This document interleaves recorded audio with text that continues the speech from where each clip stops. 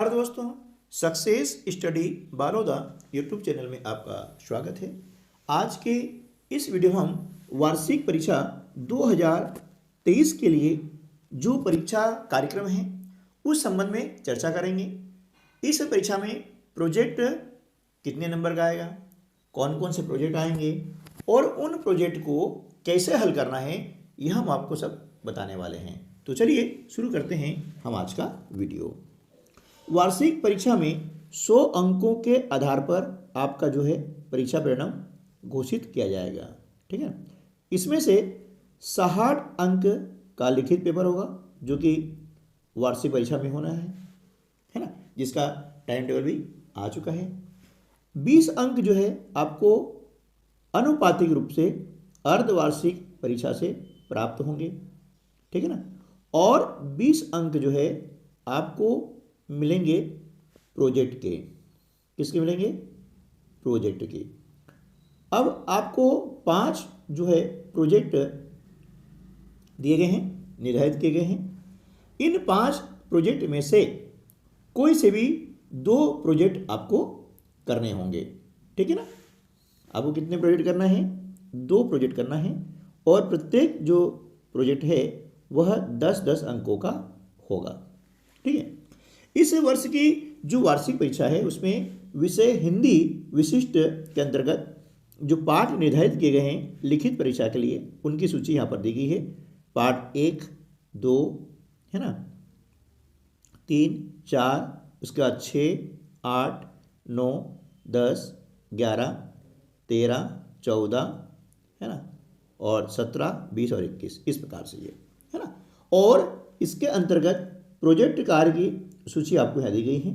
तो 5 प्रोजेक्ट आपको दिए गए हैं, 1, 2, 3, 4 और 5।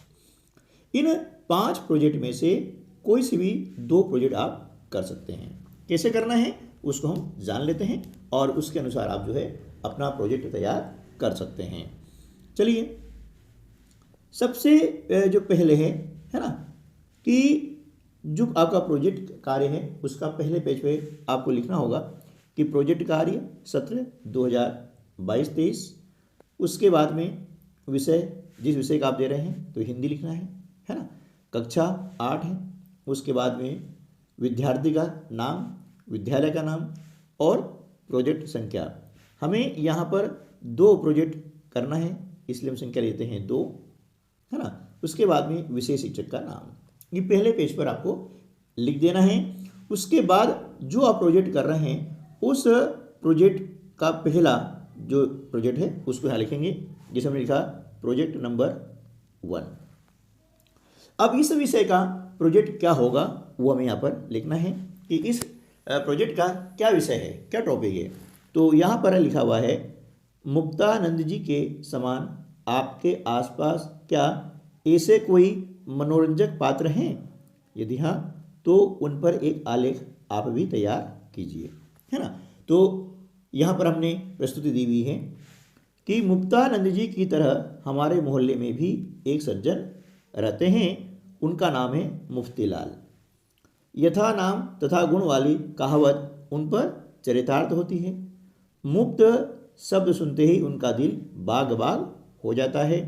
इसके अलावा उनकी एक और विशेषता थी कि वे कोई भी वस्तु खरीदने जाते तो मोल भाव जरूरत से ज़्यादा करते हैं। एक बार की बात है, वे बरसाती कोट खरीदने बाजार गए। उन्होंने दुकानदार से बरसाती कोट का मूल्य पूछा। दुकानदार ने उसकी कीमत 300 बताई, है ना, 300 रुपये बताई।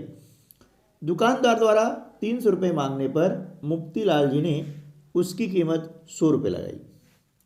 सुबह सुबह बोनी का समय था, इसलिए दुकानदार ने 100 रुपये में ही हाँ कर दी। इतनी कम कीमत पर, है ना, तत्काल दुकानदार को राजी होते हुए देखकर मुफ्ती लाल जी का माथा ठनका।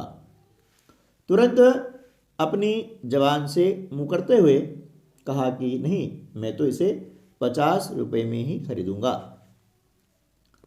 दुकानदार भी शायद उसे बरसाती कोट देने पर ही तुल गया और 50 रुपये में ही वह कोट देने को तैयार हो गया। 50 रुपये में कोट देने को राजी होता हुआ देख मुक्तिलाल जी ने सोचा कि जरूर यह मुझे अब भी ठग रहा है, जो 300 वाला बरसाती कोट 50 रुपये में देने को तैयार हो गया। उन्होंने पेतरा बदलते हुए कहा कि पिछले चौक पर तो यही बरसाती कोट 25 रुपये में मिल रहा है, तुम्हें 25 रुपये में देना है तो दो, वरना रहने दो। दुकानदार ने अपने जीवन में शायद ऐसा ग्राहक नहीं देखा था। पल पल पर अपनी बात बदलने वाले मुक्तिलाल जी द्वारा लगाई गई बरसाती कोट की इस नई कीमत पर वह झल्ला उठा और गुस्से में उसने कहा, क्या कहा गुस्से में? ऐसा कीजिए कि 25 रुपये भी क्यों दे रहे हो, मुफ्त में ही ले जाइए। मुफ्तीलाल जी भी कहाँ चुकने वाले थे, तुरंत बोले, यदि मुफ्त में है तो एक नहीं 2 दीजिए। तो इस प्रकार से हमने मुक्तानंद जी की तरह जो हमारे पड़ोसी हैं, मोहल्ले के रहते हैं, उनका हमने वर्णन किया है। एक हमारा प्रोजेक्ट यहाँ पर समाप्त होता है। अब उसके बाद में हम कर लेते हैं प्रोजेक्ट नंबर 2। यहाँ पर भी हम लिखेंगे कि किस विषय पर हम प्रोजेक्ट बना रहे हैं। तो विषय है कि आप यदि पिछले दिनों कहीं भ्रमण पर गए हैं तो उसका विवरण डायरी के रूप में लिखिए, है ना। तो यहाँ पर हमने जो प्रस्तुति दी है वो इस प्रकार से है कि सैर करना यानी घूमना फिरना किसे पसंद नहीं है। किसी ऐतिहासिक व पर्वतीय स्थल का अपना ही आनंद है। इस आनंद का सौभाग्य मुझे इस वर्ष प्राप्त हुआ जब हमारे शिक्षकों ने हमें मांडू भ्रमण की योजना बताई। तो उस समय मेरी प्रसन्नता की कोई सीमा न रही। किसी पर्वतीय स्थल की यह मेरी सैर थी। यात्रा के लिए हम अपने विद्यालय परिसर में सुबह 7 बजे एकत्रित हुए, जहाँ पर वातानुकूलित बस पहले से खड़ी थी। हम सभी बच्चे अपनी अपनी निर्धारित सीट पर बैठ गए। बस में मधुर संगीत का आनंद लेते हुए, नाचते गाते हुए हम मांडू कब पहुंच गए पता ही नहीं चला। एक प्रमुख ऐतिहासिक व पर्वतीय स्थल होने के कारण यहाँ की सड़कें स्वच्छ थी तथा यहाँ की यात्रा चढ़ाव व आड़े तिरछे रास्तों के बावजूद आरामदायक रही। जलपान करने के पश्चात सबसे पहले हम रानी रूपमती का महल देखने गए, जहाँ पर हमने रानी रूपमती महल का भ्रमण किया व रानी रूपमती व बाज बहादुर की प्रेम कथा के बारे में जानकारी प्राप्त की। यहाँ से चारों ओर पहाड़ों व हरे भरे वृक्ष अत्यंत सुंदर प्रतीत हो रहे थे। घुमावदार रास्तों से हम पैदल चलने का आनंद लेते हुए बाज बहादुर महल पहुँचे, जहाँ पर हमने बहुत मस्ती की तथा नाचने गाने का भी भरपूर आनंद लिया। इसके बाद बस में बैठकर इको पॉइंट पहुँचे, जहाँ पर हमने इको ध्वनि क्या होती है इसका प्रैक्टिकल अनुभव किया। अब हमें भूख का एहसास होने लगा, तो हमारे शिक्षक हमें भोजन के लिए बेहतरीन जगह पर ले गए, जिसका नाम था नीलकंठेश्वर महादेव।